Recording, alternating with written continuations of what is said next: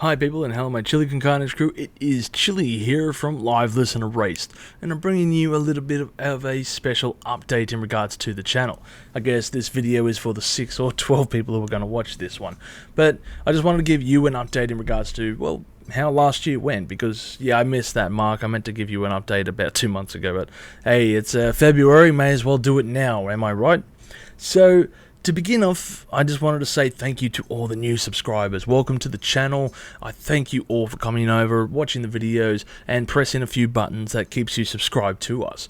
I hope that you like the content moving forward as well, because, you know, I've got a few ideas moving forward as to what we're going to be doing. You know, and hopefully we're going to be kicking off with a few more episodes of Live Listen Erase, the namesake of the channel, with a few people, guest appearances and stuff like that, including, you know, Hector from Chill Dude on the Couch, JC from JC Rock Metal Reviews, and a whole bunch of these other people out there.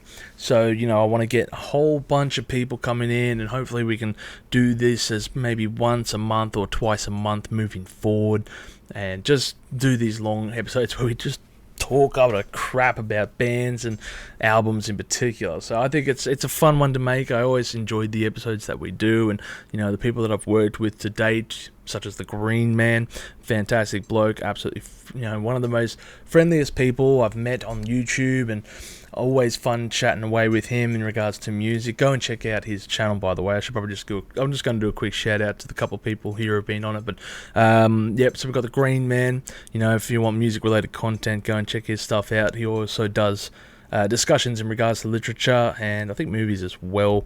Does a lot of symphonic metal, as he has done so I've seen recently, learning a lot about symphonic metal, an era that I don't know a lot of. So thank you for checking out. Thank you, Green Man, for those videos. It's interesting to see an era that I just don't know a lot about. Of course, there's Hector from that Chill Dude on the Couch. You know, he's been on a couple of the episodes of Live Listen Race as well, and I've been on his channel a bunch of times, so thank you very much as well for, you know, coming on to our channel and for allowing me onto your channel. So thank you very much, Hector, my brother from another mother over there. There's a few other channels as well, you know, Uncle Steve from the Iron Maiden Zone. You know, he allowed me on his podcast, and we talked about my stories in regards to finding out about Iron Maiden, you know, and a great person to just discuss everything Iron Maiden about. He's cool, fantastic podcast. Go listen to him. Hopefully he will also be on an episode of Live Listen Erase. Keep an ear out for that one. And also JC from JC Rock and Metal Reviews, another guy who's like the encyclopedia for when it comes to metal and everything, knowledge around that. The guy just knows his stuff. Absolutely awesome bloke. So all these guys I just like to work with and wanted to give a quick shout out to. But yeah, back to the thing on hand, which is, you know, the channel moving forward. So we want to kickstart the Live Listen Race, the namesake of the, you know, channel, and get the ball rolling in regards to really kicking things off. So that is one aspect of what we're going to do.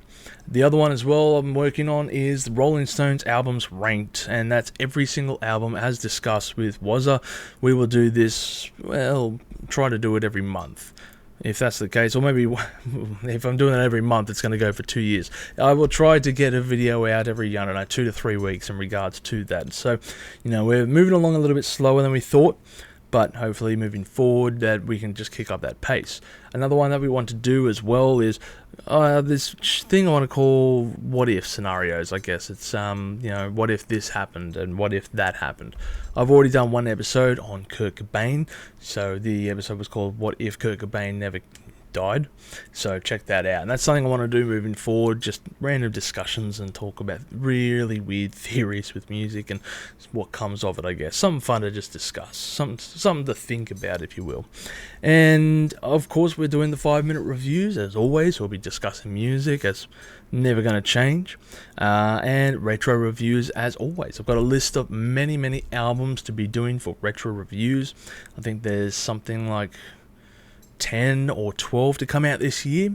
It's a lot. There's a lot of stuff that I need to do for that, so I'm a little bit anxious because that one's going to take it. Every episode of Retro Reviews takes a lot of time to, you know, read, write, record, and edit. You know, episodes typically go for about 20 minutes, and if a 5-minute review takes me maybe 5 hours to write and record and edit, then a retro review episode might take me between 40 hours or something like that. It's a long process. So anyway, retro reviews take a bit longer, and sometimes it's fun. Sometimes I don't get the numbers that I was really hoping for. Like last year when I did Kings of Leon, I thought I was going to get a few more views than I did with that. But if you're looking at the view count instead of if you're having fun doing it, then why? Then I guess that's one way to gauge it. But I had fun doing the Kings of Leon episode, and 12 people could have watched it and I would have been happy about that. 1,200 people could have watched it, I would have been happier. But at the end of the day, I enjoyed diving back into Kings of Leon and discussing that one for the episode of Retro Review. Now, for the beginning of last year, speaking of numbers, I guess if we're going to go down that path quickly, I had 2 goals at the beginning of the year, and basically those were subscriber counts, I should say. We met one of them, because one was the realistic one and one was the unrealistic one. So the 2 counts were as follows: to have it by halfway through the year, to have 300 subscribers, and to, by the end of the year, have 1,000 subscribers. And at the beginning of last year, we were sitting just around 150 subscribers. I can say that we met the 300 subscriber count within 3 months, which was absolutely mind-boggling for me. I was ecstatic to find out, all these new viewers came in and the channel just, shot up.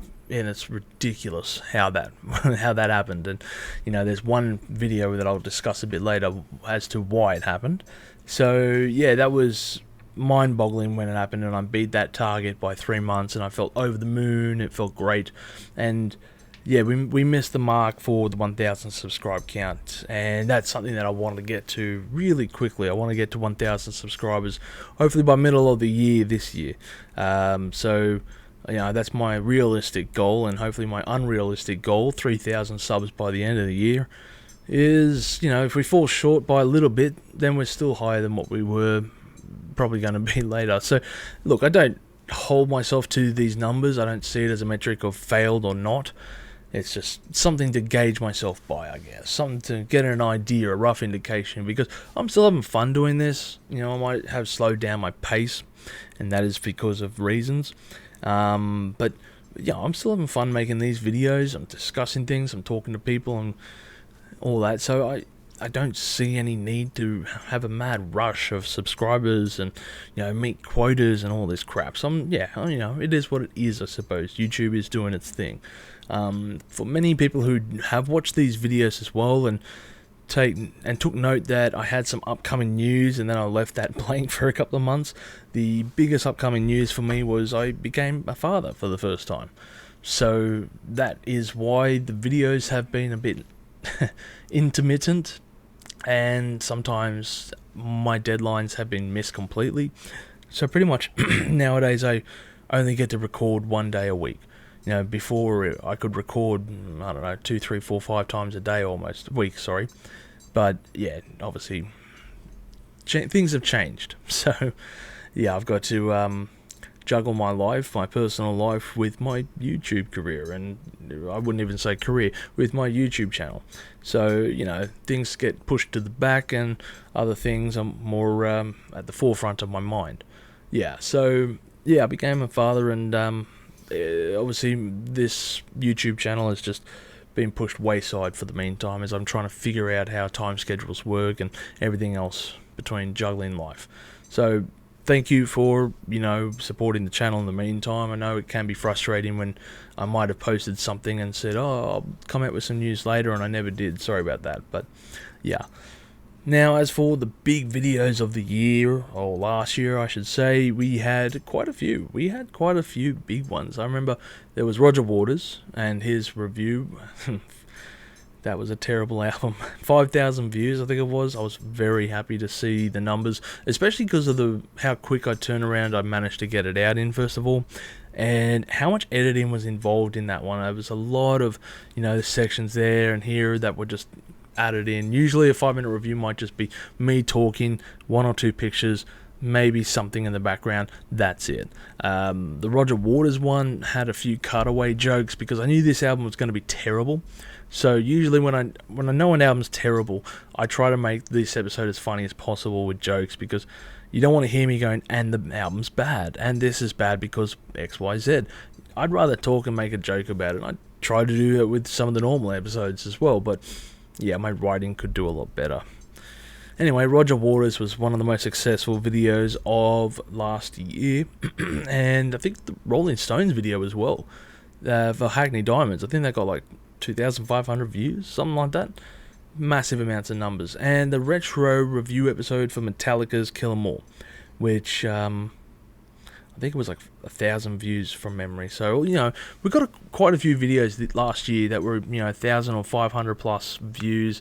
Trying to think, there was a couple of ones from worst to best, like Pink Floyd as well.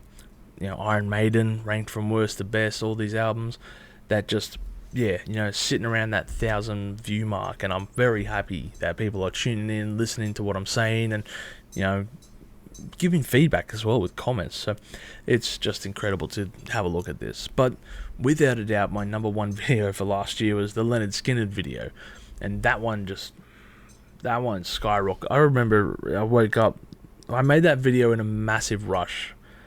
And I gotta say, actually, before I continue, the Leonard Skinner video contains a few errors, quite a few errors, and I just haven't got around to making a part 2 for that video to say I was wrong here and I was wrong there.